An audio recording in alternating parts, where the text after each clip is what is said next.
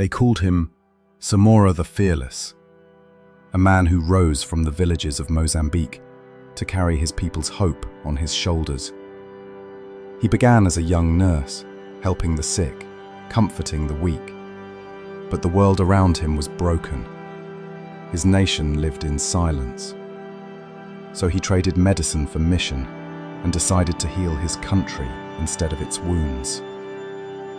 From hidden camps in the forests, he helped lead a struggle that would reshape the map of southern Africa.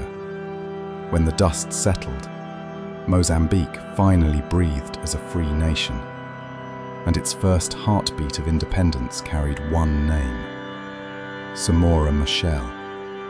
It was 1975. The flag went up, the crowds sang, and Mozambique began again. But freedom was more than a flag. It was responsibility.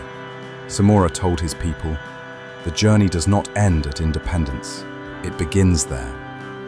He wanted every citizen to work, build, and share in dignity. He urged honesty, unity, and self-reliance.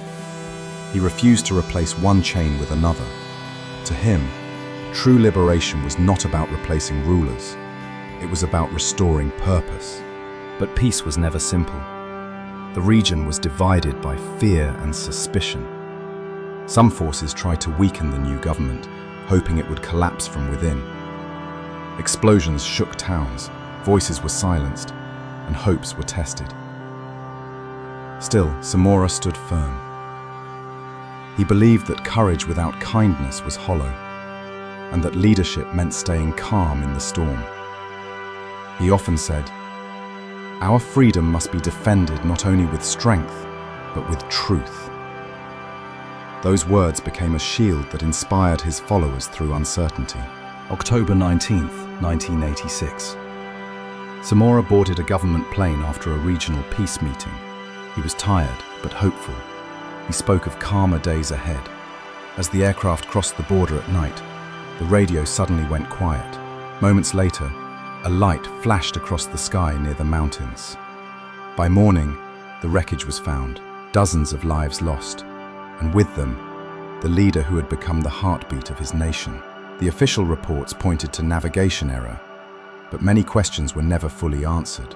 To this day, that night remains a wound in the continent's memory. Mozambique mourned. Africa mourned. But his vision did not die with him. He had once said, "A people united are stronger than any storm." His words still echo wherever justice is spoken. His wife, Samora Machel, carried his legacy forward, reminding the world that courage can outlive death. Today, Samora's name is more than history. It's a compass. He taught that independence is not an ending, but a lifelong responsibility. And even now, when the wind moves through the hills of Mozambique, it whispers the same vow he gave to his people. The struggle continues, not through violence, but through vision. If this story moved you, remember to like, share, and subscribe to the Unnamed Legacy, where the forgotten voices of history rise again.